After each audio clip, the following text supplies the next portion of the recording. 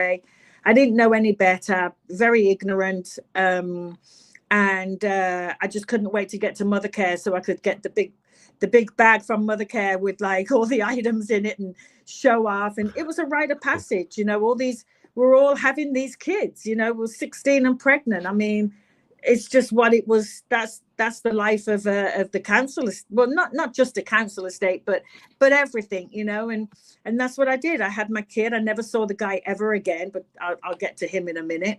But yeah, you know. So I just had my kid, and I became a single mom at the age of 17, and I had my council flat, and yeah, I was a teenage mom. You said you'll get to him in a minute. What else did you want to say about him? Oh, he's an absolute dirty dog. If he's watching, hey, nah, you know what? He disappeared. I never saw him again. And then years and years and years later, we reconnected just because my daughter, you know, she was getting older, and I was already over here by then, but I'd gone home for a visit and reached out to his mother, and so he and I reconnected, and he was quite wealthy. And then at the end of all of, you know, he wanted to have my daughter go and stay with him. He was married with a kid. So I thought, okay, this is fine. You know, let him see his daughter. That's fine, you know. And turns out that he was going to jail. He called me to say he was going to jail because he embezzled £93 million from the British government. What? Yeah, that would be a 93 million. Yeah. Oh my God. Yeah, so he was importing, exporting software, I believe, and got busted. Him and a couple of other guys. So yeah. So what was your life like then until you emigrated? You know, look, I was on the social. You know, family allowance, social security every Monday, down the post office, writing in the back of the book, cashing my check, you know, doing all of that, and just trying to survive, really. You know, I mean, I was in that whirlwind of like whirlpools circling the drain of teenage motherhood, living on the council estate. You know, it just was what it was, you know, broke, absolutely dead skinned all the time, always robbing my 50 pence meter. That poor meter took a beating every month. It took a beating, but you know, I had the hammer. You know, there was a hammer right next to it. You'd rattle the box, and if it didn't rattle, you knew it was full. You know, and I'd crack the padlock, and that'd be it. I'd be running down the road with a black box with 50 pence pieces falling off the top. But you know, you did what you had to do, you know, to survive, you know. But and then I met my dad. I came to America for the very first time in 1979, right after all that happened in the house. I got a trip to Disneyland, you know, so probably to keep me quiet and try to cheer me up. So I came to meet my dad for the very first time in person. And then as a result of that, I met my uncle. He's my dad's best friend, but he was with Neil Diamond, played percussion for Neil Diamond. So I knew the band, I knew my uncle. So then skipping all the way, you know, back into my 20s, Neil Diamond came to Birmingham on tour. He came to England on tour. And Vince Charles, who was also the percussionist for Neil Diamond, was there, and I'd known him.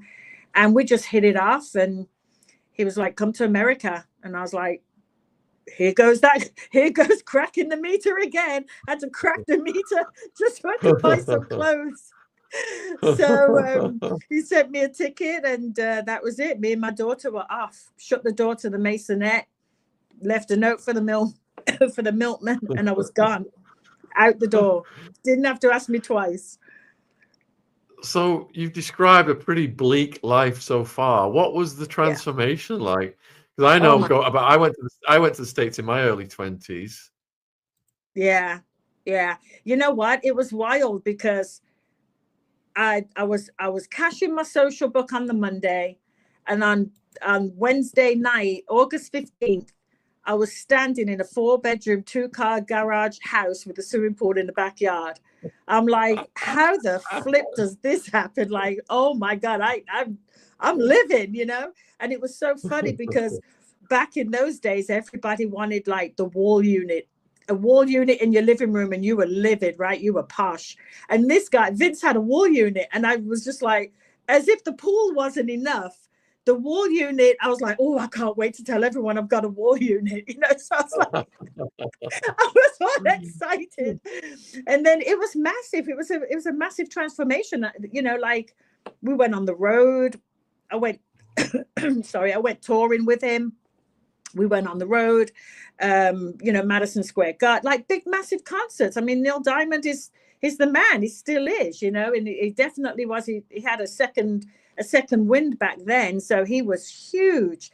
So yeah, I went from, you know, jumping on the bus and you know, trying to squeeze on the bus and not pay my bus fare, to being on private planes and bodyguards and massive venues. You know, it's like, it was nuts, you know, like and I always say, I'm just a girl from Chelmsley Wood. How the hell did this happen? But it was fun.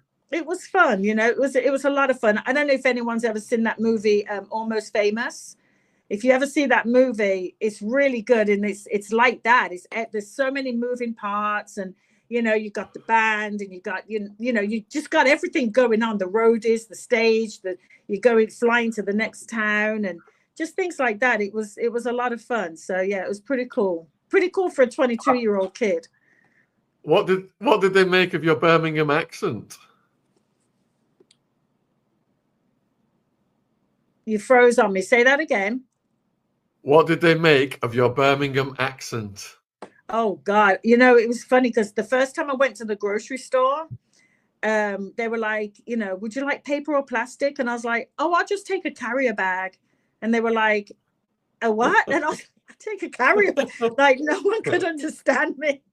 I had to point at things for a while, but yeah, people liked my accent. They loved it. They thought it was funny. Yeah, so it was pretty cool. It was pretty cool. And LA's so mixed anyway. You've got a bit of everything over here. So you know, but yeah, it was fun. It was fun. So were things pretty stable for the rest of your 20s? Not really, no. I mean, I got here, and of course my dad lives here, so he lives down the street. So, you know, I was trying to form a bond with my dad, and that did not go well. That was an absolute disaster. And you know, he's trying to insert himself as this father figure. It's like, well, I've got a kid and now I'm married. Like, what do you want? You know, what can I possibly do? You know, nothing was ever good enough. He always looked at me like, it's chickens coming home to roost. You know, I think he thought, well, I left this one behind 6,000 miles away, and now she's here married to a guy that I know, you know? So I don't think he liked that very much. And you know, my dad's very accomplished in his own right, but he just he was not happy that I was here. But you know, like, look, like I said, we were touring. I didn't have to worry about money and things like that. We had plenty of money. I didn't have to steal cheese and buy deodorant, or steal deodorant and buy cheese. I could buy everything at the same time, and you know, I was living, you know, like it was for the first time, I think, that I could actually breathe a little bit, you know. And just kind of like just try to figure out life. But it wasn't too long into being here that I realized that Vince was unfortunately an alcoholic. So that was really hard. I'm a devout teetotal, so I've never drank, never smoked, never done drugs. And he lived the life of a rock and roller. I mean, it comes with the territory, you know, it's part of the job. And unfortunately, his drinking was a major problem for us. I was 22, he's 44. We had a massive age gap. You know, it just didn't, he would become violent when he drank. And it was, and, you know, I really battle with this when I talk about him, because it makes me sad because he's dead now. But he was a good guy. You know, he was a good man. He was a very, very, very talented man. He played music the best music. He did the soundtrack for The Little Mermaid. Like he's done, he was with Neil Diamond for almost 30 years. He was with Crosby, Stills and Nash, Fleetwood Mac. He recorded with Fleetwood Mac, Herb Alpert and Tijuana Brass. Like this guy was so incredibly talented, but he was an alcoholic, and that just ate him away, ate his life away, and eventually took his life. He died from it, I should say. And so that was a big thing, and he became violent. And I just think that the age gap, the lifestyle differences was just too much of a clash for us. And we fought a lot.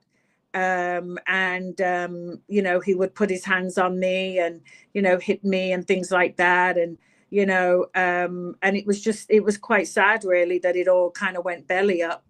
And yeah, that's how that went, you know, and I would watch him, would go, you know, he'd be on the stage playing in front of thousands of people, and he was just the best performer.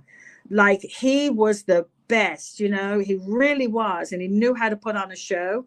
And it was just so sad, you know, to know, you know, that he had this whole alcoholism going on behind the scenes. It was very sad, really sad. Did you ever get to the bottom of where his demons came from? You know what? I didn't. No, I didn't. We were both fighting our own demons. He was fighting alcoholism. I was fighting, you know, what was going on with me, you know, from my childhood. We're both in a battle for our lives, and then bringing that together, that energy together, it was just too much. You know what I mean? Now that I'm older and I look back, and it's like I did not have the maturity, the mental capacity to try to figure out him, because I was still stuck in that 10-year-old mindset, that 16-year-old mindset, that 18, 19-year-old mindset. You know what I mean? So I was still stuck there while here trying to figure out a life and with a small child. So I just, you know, I just quite simply did not have the time to figure out what was going on with him. I just think it, you know, look, again, he was 22 years older than me. It was drug, sex and rock and roll. You know, he came up in a time of all of that, free love, all of that kind of thing. And that was just his lifestyle. And I just didn't fit into it, you know. And how traumatic was the rejection from your father? Horrible. My dad couldn't stand me. He still can't stand me. It was the worst, you know.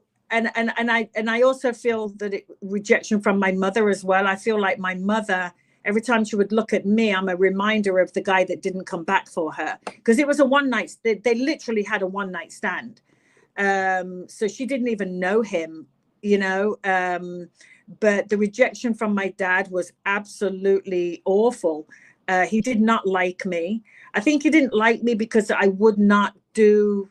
You know, he tried to bully me, tried to muscle me. You can't be my dad. You were never around. You know, you had a one night stand with my mom. You didn't even know her. You know, you don't know me. You weren't there when I was born, you know, things like that. So he met me as an adult, you know. Well, actually, sorry, he met me when I was 10, but I was a damaged 10-year-old, you know. So we didn't stand a chance. And then when I came to America to live, I just think that he just was thinking like, why are you here? You know, you're not supposed to be here. I think there were, as I was growing up, there were a lot of, she's not supposed to do, you know, fill in the blank type of thing, you know. And I was very aware of that. But yeah, the rejection from my dad was really horrible, because it's, you know, you're supposed to have your dad, aren't you? You know, but he didn't want to get to know me as an adult. He didn't want to get to know the person that I am, you know. And funnily enough, we're a lot alike. But yeah, he just had no interest. Unless I was giving him money, he had no interest in me, you know. So yeah, nothing. He was very angry that I was a teenage mom, you know, things like that. But, you know, like, you know, he wasn't there to guide me, you know. You know, he wasn't there. So, you know, what does he expect, you know? So did you have anyone to support you? Because it sounds like at home you've got trouble. You got trouble with your father and your mother. Did you have anyone? No, no, like adult, you know, my friends, me and my best mate Jane at the time. But no, I didn't have anyone. I just navigated life on my own, really. I just realized, okay, you know, this is it. It's me against the world.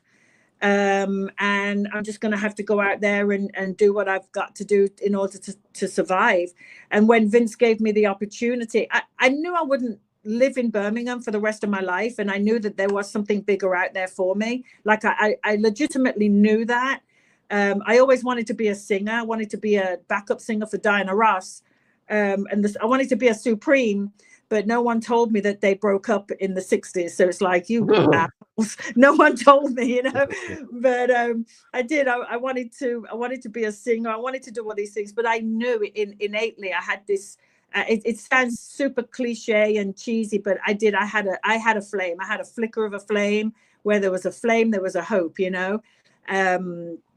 So I knew that there was something bigger for me out there. I just had to go get it. I had a few roadblocks along the way. Of course, I had my daughter, you know, but when Vince offered me the opportunity to come to America, I jumped at the chance. I mean, when else was I going to get an offer like that? I could not refuse it, you know. And even when I got here, and it didn't work out, I knew I had to stay. Like, this is where I was supposed to be. This is where I'm supposed to live and raise my daughter and raise myself, you know, because still I'm here on my own as well, you know what I mean? Because Vince and I broke up, so I was back to being a single mom.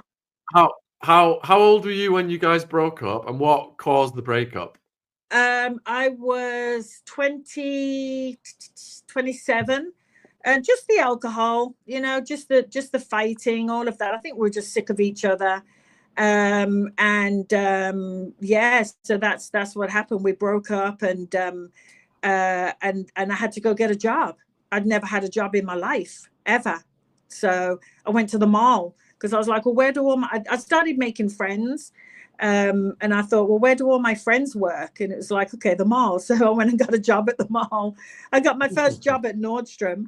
And so I was there for a while, and just kind of, you know, I always say I got a job that led me to, you know, a better job, and then to a career that I have today. So, yeah, that's what I did. And honestly, it was just, I was blind. I didn't know how to drive. I rode a bike. I literally rode a pedal bike. So then I had to learn how to drive, but it was just like blindly going through, just navigating my way through life. Very young, didn't have the support of my dad, you know, got my first apartment, and you know, it wasn't paying the rent because typical, you know, we were like, oh, we'll double up next month, and I didn't realize that you can't double up next month over here. You got to pay the bills every month. So, you know, ran into a few hiccups along the way. It's been a struggle, but I got through it, and just kind of went to a better job, and that's how I got through. Just, you know, by the hair of my chin, really. So what was your life like when you turned 30? When I turned 30, by that point, I was working in Beverly Hills. I was working for an ad agency in Beverly Hills, the biggest ad agency out here. And life was good. I was living rent. How did you get that job? So, as I said, I went from job to job, and I met, when I was at Nordstrom's, I met this lady, and she and I became friends. Her husband owned the ad agency. He was a big wig. We did movie. He actually was the one that designed the poster for Jaws, that iconic poster. So it was him. His name's Tony Seiniger. So I worked for him, and he offered me a job. He was just like, I love your personality. Come work with me.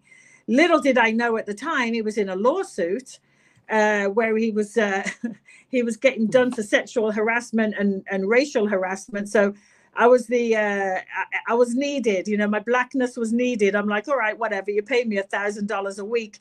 $1,000 a week in the 90s was a lot of bloody money, you know. Rent was 2 bed, 2 bath. It was $900. So I was living large. I was doing great, you know. So life was good, you know, hanging out, having a good time. And then and then the bottom fell out for me.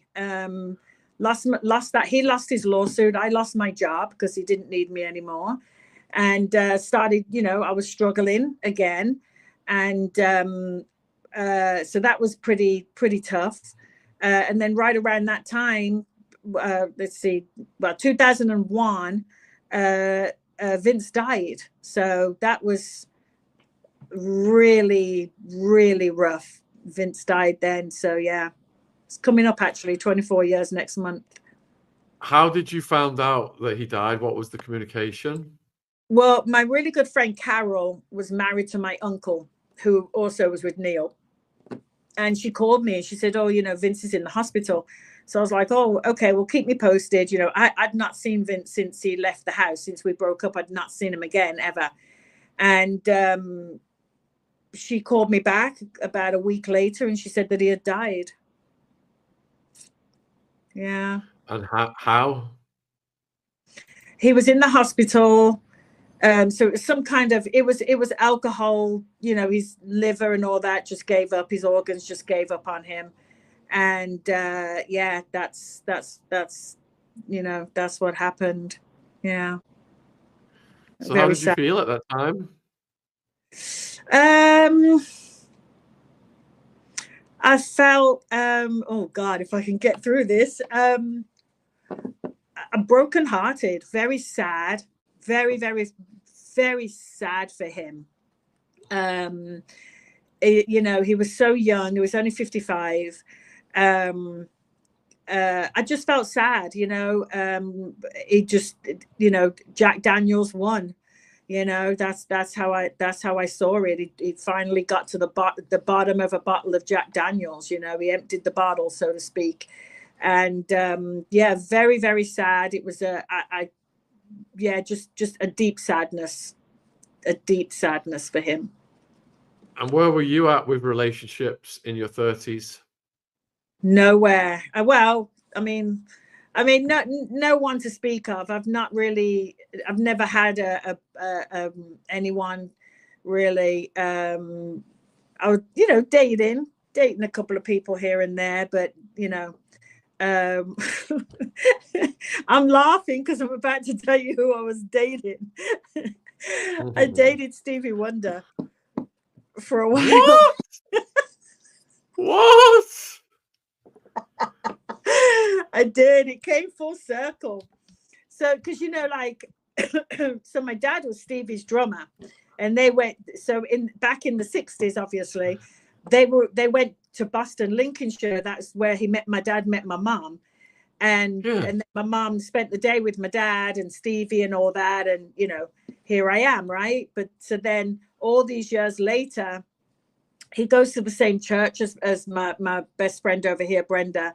And I'd gone to church, and Stevie was at the church, and it just so happened to be my birthday. So she goes, oh, come on, let's go say hi to him. And he was, of course, surrounded by so many people. And I walked down to the front, and I went over to him, and I was like, oh, I went to say my dad's name. I didn't even say my dad's whole name, but he remembered my mom, he remembered my brother, and of course he remembered my dad. And then, yeah, I started dating. Come on, I started dating him. So. You got to keep going with this. What was your first date? You know what? He's absolutely brilliant. He's a really good man. He's probably one of the most intelligent men I've ever met in my life. Our conversations were incredible. We'd just be talking about all kinds of fun stuff, and he'd be like, oh yeah, and then my friend John, and I'm like, oh John, yeah, John Lennon. I'm like, oh my God, okay, whatever, So but yeah.